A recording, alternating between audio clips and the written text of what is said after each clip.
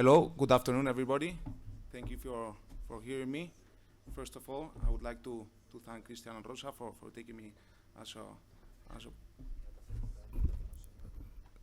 opponent, and then I would like to thank Santa Lucia for supporting me the last 7 or 8 years, and Dux, who has supported me to launch the fund, and the person in charge of business development that is here, Tirso, that is working very hard to make this possible. So with all these great investors, in Spain it's not common to invest for the long term. There's a lot of noise, a lot of interest rate raises, we do trading, technical analysis, a lot of things. At the end of the day, well, for the real good investors, it's only noise. So that's why the name is Deep Long-Term View. We have 3 institutional investors as permanent capital behind, 1 insurance company, and 2 industrial, let's say, family offices, and then all the capital from me and from my family. So we own like 70–80% of the fund. And well, the name, I think, is very visual. It's Deep Long-Term View. As this is my first presentation, let's say, in the institutional side, I would like to, like say, put a couple of ideas of what these funds mean. It's total alignment of interest. Of course, all the persons that have presented today also, but it's not common in Spain, where 70% of the assets is held by, let's say, people that are not aligned with their co-investors. Total independence. In the past, when we owned more than 3 or 5% of the companies we owned in my past employer, we have defended its interests under all circumstances, and that is not common in Spain, where people then go on playing golf with management teams that maybe are not doing the correct things. Long-term vision, our total focus is on the companies and where they will be in 5 or 10 years, not in the noise. Well, it's actively managed. There's benchmarks, but when we construct our portfolio, we don't take in account any benchmark. And then also very important, we can do a 25%. We can buy bonds with good collaterals in maybe businesses that are not that, let's say, good businesses, but they're cheap, and sometimes we buy bonds. And then, well, the past investment experience, investing more than 1 billion euros for 8 years. We will try to add the 75% of the portfolio in companies that have 3 things. They have to grow 4 or 5% organically, or else sometimes you can fall in value traps. And we also like the possibility of bolt-on acquisitions. It's very important for us. Visibility, it's good to the future, but it's the present. We like companies that win money in every environment. So that's core for us. And more than 75% of companies do that. And also, when you allocate capital, we like good returns on capital employed and defended by, of course, barriers to entry or competitive advantages. And that's simple, everybody says that, but then our companies have to have that. And then, well, the more opportunistic view, for example, in the past, oil companies or real estate companies, sometimes it's much more intelligent to buy the bond with a good collateral, and if they don't pay us, we do a loan to own. So that is, and every investment that is made, we are looking in the model for minimum 8% hurdle rate. We are going to explain Alantra. Alantra, well, the management team of Alantra founded AB Asesores in the 90s in Spain, very successful management team. They sold the company in 1999 to Morgan Stanley, 300 million euros, and a couple of months after, the management team refounded N más uno, and 2 years or 3 years after, they bought the private equity arm of AB Asesores, and it has been a history of success. It has 3 main business lines, and well, 2 business lines that are transversal. I'll go in more detail in the presentation, and that are very important. And also, it's very important when we see in the down part of the presentation, more or less, the stock, the market cap of the stock is 420 million euros. When you see the net cash, the real net cash, it belongs to them. And the money it has co-invested in its vehicles, very important for an asset management business, if you want your clients to come in, you have to have your own money here. So they do that. Well, your net cash goes nearly to 200 million euros, and your market cap is nearly around 420. And as I told you in the past, for my other investor, I bought 3% of this company in 2017, 7 euros. Currently it's trading at 11. It's been falling from 17. If you get all the dividends there, we did 122% in 7 years, an IRR of 15%. Now we think the returns will be better for some things I will explain. This is a history, Santiago Idazu, and well, he owns 33% of the company with his management team. He personally owns 70 to 80% of the company, and he had a, let's say, traded private equity vehicle.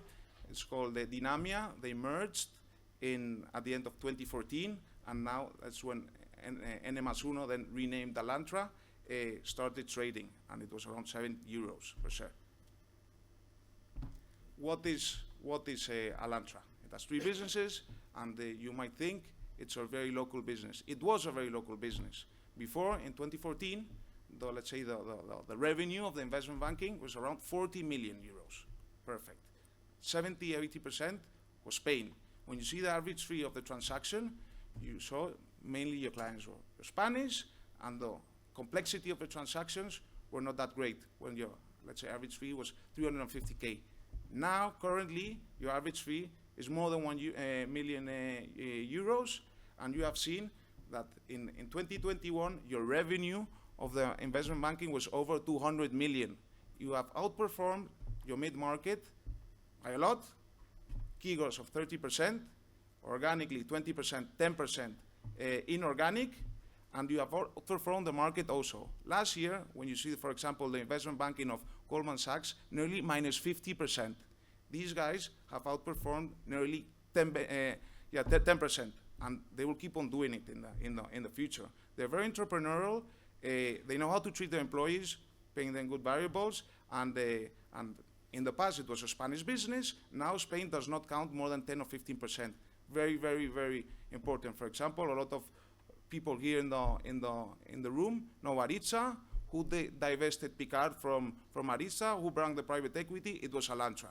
And that type of operation, the complexity, is where Alantra is going, to be a mid-market leader. And in times of crisis, of course, this is a cyclical. The iBanking is cyclical. You have to take advantage of when times are uncertain. They will hire new teams. They hired a shipping team that did 7 or 8 million in revenue, and they will buy counter-cyclically, as they have done in the past. They have nearly 200 million in net cash. They have not bought anything in the iBanking the last 2-3 years because the multiples were not right.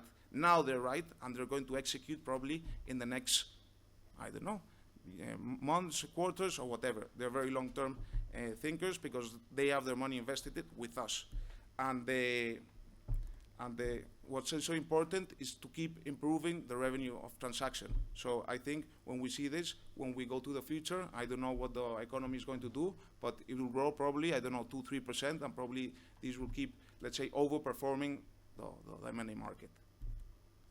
Then there's another sector, credit portfolio advisory. They help banks securitize and sell portfolios of loans, and they're very good at it. Also, let's say, entrepreneurial. KPMG didn't want the UK team. They bought it 6 times earnings. Now it's their team. They're around the world, and when there is a problem in certain countries, Alantra will help the banks sell the portfolio of troubled loans. And this segment is very good because it's counter-cyclically. You see exactly what it has grown in the past, 9.5%. You will keep on growing, and probably they will buy more things in this segment. Then we go to the part that I like more, it's asset management. These guys have been doing asset management for decades. I bring a book because people, no, I'm going to partner with him or with that. The people of Alantra have been in the Spanish financial sector for 3 or 4 decades with a lot of cycles. They're here alive, and they've been successful, and they'll be successful. So it's good to partner with people that have done good things in the past 3 or 4 decades, so good things appear in the next 3 or 4 decades. Decades, deep long-term view, because all of you are long-term investors, but in Spain, not many people are long-term investors. What we like about the asset management division is the recurrent fees. Where were the recurrent fees in 2015? 17 million euros. Where are they in 2022? A very tough year for the asset management. They were 32. 32, very good. That's a nearly 10% kicker. They have raised from 1.5 billion to nearly 2.2 billion. Perfect. And they also very, that you have to go deep in the book. They have stakes between 29 and 40%. They own minority stakes of good asset managements. Like Petersil Partners does that, Alantra also does that. Now we'll go in more deeper what type of, let's say, franchises they're buying. They help them grow, and I did provide the permanent capital buying an excellently good multiples. And also they have in-house vehicles, AQMC and QMC, they're Iberian and European activists, positive activists, that they buy between 5 and 20% stakes, and they go in the boards and help those companies execute for the long term. They have a private debt business. They have been hiring a lot of people, international people, and private equity franchise is one of the oldest franchises in Spain. Every 5 years they raise 400 million, and they're very good, because the team is been same team last 2-3 decades, and they're doing that. And then we go to energy transition, that we can go in more detail. They opened the fund. They have been working 2-3 years with a solar developer. You will say, okay, solar, whatever, who raises. They bought 2 anchor investors, Reichmuth and Amundi. They put 265 million euros of anchor investors for a fund that's 350 million, that they're going to develop in like 4 or 5 years, 2 gigawatts, 60% more or less debt, to provide returns of 7 or 8% for the LPs. And these other strategic partnerships, some of you may know the names. Access Capital, it's a very good asset manager in France. Alantra Investment is a branch of MCH. Indigo Capital, private debt, Asabi Venture, and 33N. All of you know Sonai, what successful, let's say, cybersecurity team they had. Well, now they're here with us, not with Sonai. And if we take all this in account, probably in 2025, 2026, we will have around 50 million in recurrent revenue. Performance fees, if it comes better, but we don't count on it. And the strategic stakes will bring 10 million instead of 6 million now. And then let's say the transversal segments, private equity firms do not like to talk to banks. Why? Because they have the information. These guys have brought a team of 8 people of Accenture, big data technology, to improve the processes. Probably not a lot of revenue is going to come here, but it's very important, because when a private equity wants to sell its stake, you already know the company, you already have the model, so it's probably you will get the mandate. And then to talk about the success of the other division of energy transition, well, not a lot of people can say that they have raised 750 million in 2022, 2023. It's tough years to raise capital. And then, very simple, we like to take it very simple. Why do you think we're going to win money here? We think we are going to win money. ROCEs, return on capital, return on equities, 2021, 26%, 2022, 17%. Of course, if we take the intangibles, it will be even more, because of course we, apart from the, let's say, the seed capital you provide for the asset management, you don't need no capital. The returns are excellent, great management, not that you saw it in a magazine, great management, you see it in the airport, you shake your hands, go to the AGMs, we know them, and we're investing with them. And then lots of growth opportunities. We have seen the 3 business, organic, they're growing, and they will keep growing. Of course, iBanking last year, in a year like 2022, it's not easy to grow. Now, currently, of the valuation, the iBanking is maybe 70%, it will be lower than 60% as the asset management business grows. And the most, let's say, fun part is evaluation. If you take the cash out, that we have taken the cash out, let's say 3 months of the fixed cost to really get the cash, we're buying the company for 7 times PE now, and a possibility, once we get the iBanking getting better, it can be in 3 years, and 4 years, or in 2 years. No one knows what's going to happen with the macro. You'll buy it under 5 times. And dividend. Of course, we like companies that can reinvest their dividend. They do. The cash they provide. Now, currently, dividend this year will be around 8%. And once they keep executing the business model, the dividend will go to 12 or 13%. So even though if we are not right in the valuation of the stock, an 8% is not that bad, starting there. And then we can reinvest, buying more stock, and at some point, if the market sees it, it's much better. We have been 5 years reinvesting the dividend in the stock. The valuation, very, very simple for us. The iBanking is cyclical, but it grows. It grows. And with all this turmoil, Credit Suisse or whatever, they'll hire new teams, as they have done in the past, and they'll buy little franchises 10 times, okay? Asset management without putting a lot of performance fee 15 times. In the past, not more ago, when the interest rates were down, people paid 20-something times for, let's say, recurrent streams, create portfolio 10 times, and then let's say the structural cost, we subtracted 12 times. So we're here. If we have 0% hurdle rate, we're going to get 122% upside, or if we do it the other way around, we can take, if we think, and we're right, that in 4 years, things are where they should be, we can make a 24.4% IRR. And then I brought this book that we are partnering with them. I recommend it to read it, and you will know the quality of the management team that we're partnering with them. In the past, we bought 3%. Now our fund is little, but it's growing, and we are there to support them, as our name says. Thank you very much.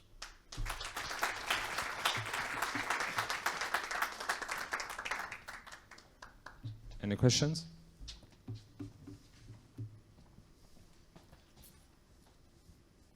Which other countries are they involved in? Because I know they're in Italy, they have an operation in Italy. Which other countries are they involved in? I know they have an operation in Italy. What else is there? They're mainly, it's a European franchise. Germany, Switzerland, France, UK, United States. They're thinking about buying something in Australia, but global, they have offices in the Emirates. It's a European business, but maybe 10 years from now, it will be a more global business. So they're European business, but they're growing, and yeah, that's Hi, Beltrán. Since you're investing for the long term, what is their succession model and their strategy to retain top talent in the long term in order to be always at the top, right? it's a very because this is a people's business, right? It's a very interesting question, and when you go there and you meet them, you meet the head of EQMC, QMC, the private equity. There's good people in every segment, and the important thing is to let you have entrepreneurial spirit, because when you wake up every morning, you don't want to work for the public sector. So they're dynamic, they're entrepreneurial. So there's a lot of good people now. Santiago is 65, but there's good people under. So as long as you pay them in variable, you have shares. This can be, I don't know, in 30, 40 years, or mini Goldman Sachs. So as long as you have the good culture and you pay them, and you incentivize them so they have shares, so they stay with you and they win money. So Santiago maybe, hopefully, 20 years more, I don't know, hopefully, but there's, when you, for example, you talk for the investor relations, now they put in CEO of Alantra USA, Philippe Cron. You see him, you talk with him, he knows the company all the way around. There's lots of good people in every sector, so maybe there's possible 15 or 20 people that might be in the line of succession but at the moment he's 65, and if you see him, he's like he's 40. He's fit, he runs, and his head is functions very good. Hi, Beltrán. Great presentation. Thanks very much. I was just wondering, when you discuss it with other investors or even yourself, as you think through the risks of what could go wrong, what do you think is top of mind there? Is it mostly like growing, not having the right talent in place to reach that new scale?